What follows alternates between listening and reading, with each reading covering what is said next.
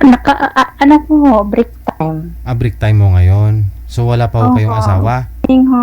Wala ka na hong asawa ngayon? Separated ho.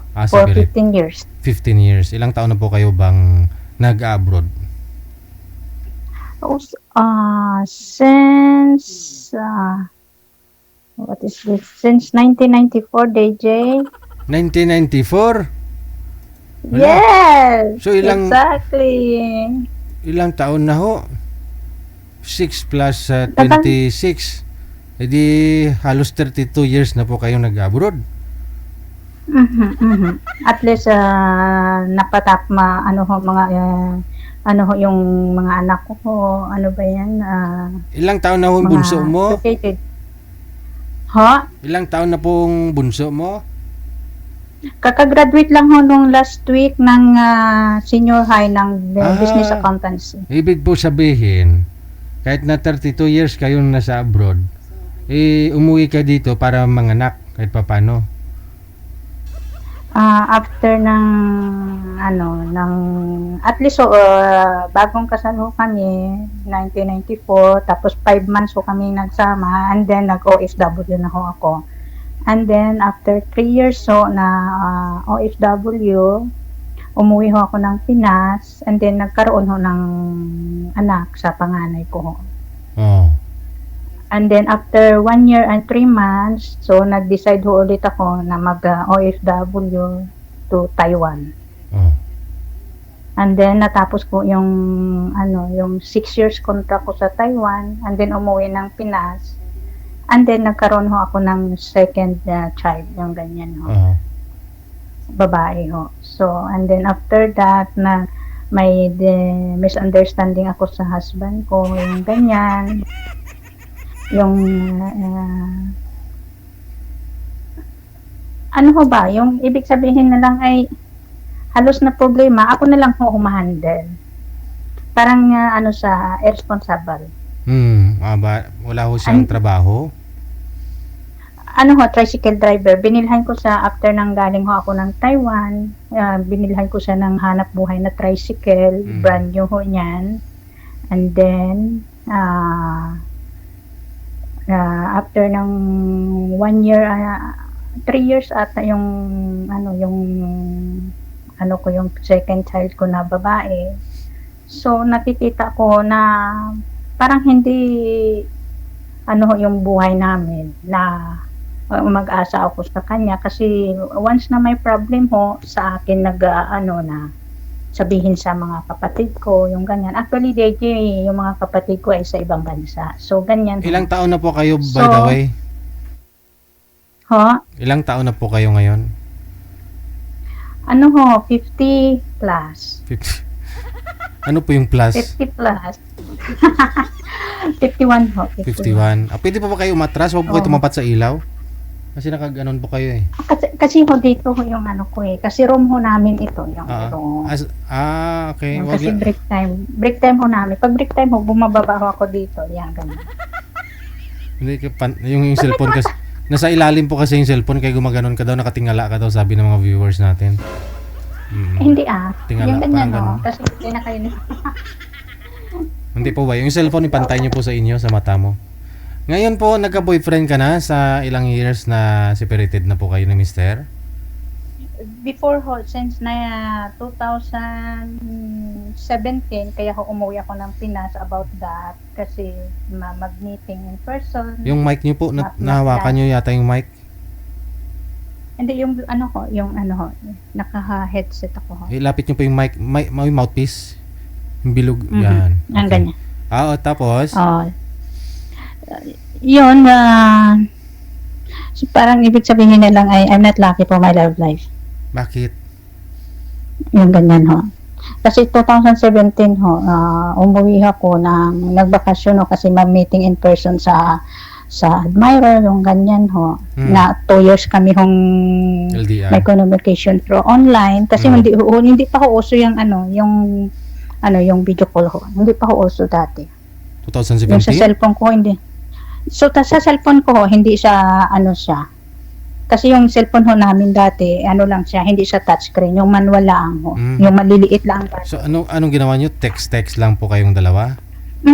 Sa message lang, sa call, yan. Ah, Call. Pero video call ho, wala. 2 years. Yung ganyan. Tapos may, ano lang, pakita lang ng litrato, sending picture like that. Mhm. Yun. Pero hindi naman ako nang hinayang kahit hindi ko siya natuluyan kasi hindi ko naman pinoforce na yung sarili ko sa tao na Aha. yung lulukuhin ako na siyempre naramdaman ko naman ho yung ganyan. Hindi. So kung hindi siya maniwala sa akin, dalawang taon, it's alright. 2 taon po kayong may komunikasyon, LDR po kayo. Nung umuwi ka, ano po nangyari? Nakita kayo, tapos? Wala ho nakita. Kaya ho ganyan ho nangyari ho. Kasi umuwi ho ako dahil magkita ho kami. Pinas na ho ako, birthday ko ho ng June, sabi niya, darating daw siya dahil aatin ng birthday ko para makilala yung mga pamilya ko ho. Tapos since that, sabi niya, I'm sorry, I cannot coming on your country because you're in my country, in my city, have bomb. So, and then the Philippine Embassy, they cannot give me for 15 years visa, just 27 lahi days. Yun? Anong lahi? Indian ho siya. Indian. That time, saan po kayo? Andito ho, sa Middle East. Hindi, that time saan po kayo? Saan bansa? Sa Middle East, kaya umuwi ako ng bakasyon about that, na magkita kami. Pero since na, no, not lucky. Saan nga po kayo sa Middle East? Sa Bahrain ho. Sa Bahrain, sa ngayon. That time, nasa Bahrain po kayo. One Tapos siya, employer lang, one company. nasa India po siya. Ang gusto mo mangyari sana, sabay po kayo, uwi po kayo, tapos pupunta siya. Yan ang promise niya ho sa akin. Ngayon, paano nyo pong nasabing hindi kalaki sa kanya? Kasi kanya ho siya, kumbaga sabi niya, sige, uwi na. Sabi may passport na daw siya, na-process na siya. Since na nasa Pinis na ho ako, oras ng birthday ko ho, nag-call siya sa akin na sabi niya, I'm sorry, I cannot come for you because sorry. Dahil po doon, nagkipaghiwalay ka sa kanya kasi hindi lang dumating sa birthday mo. Hindi ho naghiwalay. Tapos hindi sa ganyan ho. Tapos bumalik ho ako dito. May communication kami 4 months ho. And then, may 4 months na communication kami. And then 1 month, wala akong na-receive sa kanya either text or message yung ganyan. Tapos, after 1 month, nag-message siya sa akin na sabi niya, I'm sorry, for 1 month, I don't have message you, I cannot reply you because I got accident on bicycle. So, I got an injury on my left foot. Sabi niya ganyan. Sabi niya, and then I'm sorry because your number, I cannot found on my phone book. Ano pong ginawa niyo after po nun? And then now, I check to my email. That's why I can reply you through the email of my. Ano pong ginawa ninyo after po nung pagpaliwanag niya? Nakipag-iwalay ka na?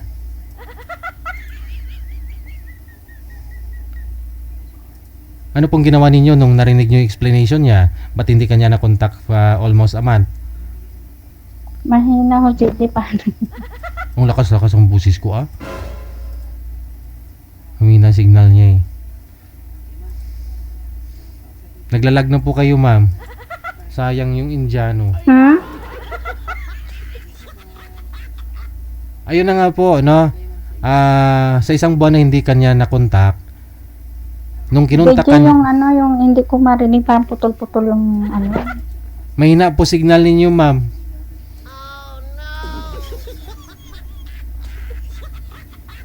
Wala hong signal, ma'am. May lumalabas so dito sa screen na your friend on video, what is this? Your friend video is false. What is this? Baka tumatawag ho yung Indiano sa inyo ngayon, ha?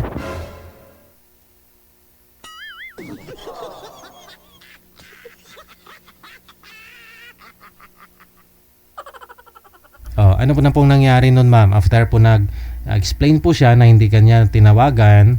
I don't believe it. I tapos, don't believe it. Tapos? I don't believe it.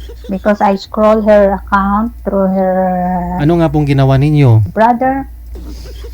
I just sending message. I just ignore it. Kaya wala na ho kayong I don't komunikasyon. want earn. Yes, I don't want to earn the love from the man that did not want to leave me Sayang, behind. That Indiano. nothing. Hindi ka nakatikim ng Any India. reason for that? I'm not regret. Now, yun po yung pinaka-last mong boyfriend. Hindi ka na nagka-boyfriend ulit. Mayroon naman ho, kaso na ano na ho ako, yung parang may phobia ho ako na baka mag-accept ako. Ako totoo namang tao. Ayoko naman, hindi ko naman inaano yung sarili ko ba natanggapin ako. Ngayon, anon pong gusto mo dito sa programa natin? Bato kayo sumali? No, ho. Bato kayo sumali dito? Hindi, nakita ko lang kagabi ho, kasi itong phone ko bago. So, dati ho, may member ho ako dati sa, do sa isa yung live. Kaso lang, nagbago ako ng cellphone ko. So ngayon, may nag-download ho ako ng ganito. Nakita ko kagabi habang nagapahinga kami off time namin. Nakita ko yung show mo ho, sa Reels. Ano nga pong purpose mo? Ba't sumali ka? Ha? Purpose? Naghahanap po kayo ng Pinoy na, hindi na Indiano? Makipagkaibigan, kung sakali, yung ganyan, may kausap. Pinoy lang po yun dito, ma'am, ha? Kung may nagmamahal, okay natin. Pero kilalanin muna sa bawat isa. Wala pong Indiano dito, ma'am, ha? Puro Pinoy po. Sabi ko, Malay mo kung may Pinoy na OFW dito malapit sa amin. Pinoy na OFW malapit sa Bahrain. Depende ho, anything. Kung Pinoy man siya o hindi man Pinoy, it's alright, no problem, baby. Basta yung sa akin, seryoso lang. Hindi yung manluloko, ha? Hindi yung manluloko. Kasi Hindi naman ako natin alam kung manluloko siya o hindi, eh. Kasi hindi naman nila ginagawang lukuhin ka sa una pa lang, no? Sa dulo talaga kayo niluloko. No? Hindi naman po pwedeng lukuhin ka sa una. Kasi ganito, JJ, ha? Maraming admirer na nag-ano sa akin. Nagpupupos. Kaso lang, kasi ayoko yung, tatatawa si JJ, ha? Hindi, real talk lang ho. Kasi tatanungin ka, ano work mo? Ay, pag sinabi mo ho yung work mo, tapos sa sunod na araw, magme-message sa iyo na, I'm busy, yung ganyan. Tapos, what is this? Tapos? Nawala si JJ. Tapos po, manghiram ng pera. Oho, tapos pag sinabi ko, kung ako, alam mo, kahit naman ako, yung Pinoy din siya dati, DJ, siya, dyan sa Cavite. So ngayon, sabi kong ganyan, hindi ako magpapahiram ng pera. Sabi ko kasi, nadala na rin ako ng hiram ng pera, tapos hindi babayaran, o sabihin babayad ako sa sunod na araw, sa sunod na linggo. So ayaw ko yung ganyan. Mas prangka pa ako magsabi na, bibigyan na lang kita, papadala na lang kita, just a gift. Yan. Pero mo siya pa yung nagde-demand, DJ. Siya pa yung nagde-demand na ganitong halaga, ha? Magkano sabi po ko, kung gaano lang yung kaya kong ibigay, tanggapin mo kasi galing yan sa Diyos, hindi naman sa akin inuutosan lang ako na bibigyan kita ng ganyang halaga. Just give. Hindi baro, sabi ko. Magkano po sana yung nire-request? Magkano hinihiram? Pahingi siya ng DJ, yung pang niya sa gulong ng motor niya. Kasi may trabaho sa Maynila o siya, elevator operator ata yung ganyan. So ngayon, sabi niya, gawin mo ng 2,000, sabi ko. Sabi ko, 1,000 lang yung bigay ko sa iyo. Bigay ko lang na para wala kang utang, sabi ko. Gawin mo ng 2,000. Sabi ko, 1,000 lang. Sabi niya, sarilihin mo na lang yung pera mo. Sabi niya, ganyan. That's this. Oh my goodness. Ako pa nga nagbibigay tapos ganyan pang i-reply sa akin. At DJ, hindi naman sa I'm kind of a woman, DJ. Marami na akong natulungan na kapwa natin na sa Pinas. Ngayon po, marami ka namang admirer, isa pa lang ho yun. Yung iba, anong ginawa sa'yo? Hindi, check lang niya. Kasi hindi ko na matanggapin yan, DJ. Actually, DJ, pag sa mga LDR, yung mga yung sa road topic, I don't like that. That is not my way.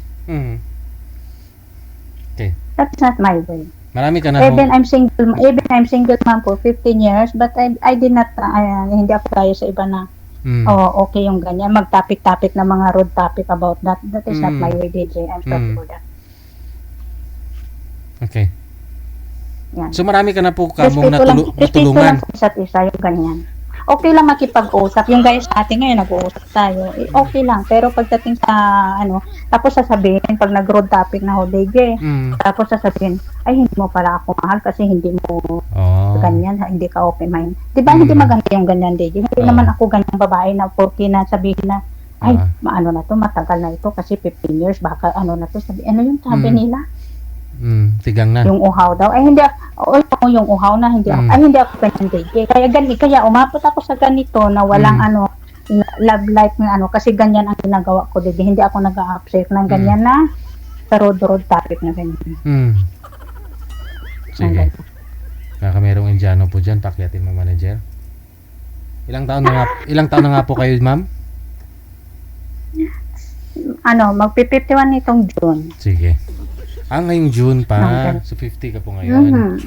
Alright. 50, oo. Sige. 51. Kindly standby. Diyan lang po muna kayo sa linya, ma'am, ha? Break time mo pa naman. So okay lang ho siguro. Okay, standby. Sa mga admirer ni Madam, ano pong pangalan nun? Marimar, no? Si Miss Marimar. Mula sa May Barin. Huwag naman ganun, no? Nanghihingi kayo ng pera, hiram, 2,000. Offeran po kayo ng 1,000, bigay na nga lang yung 1,000, ayaw nyo pa.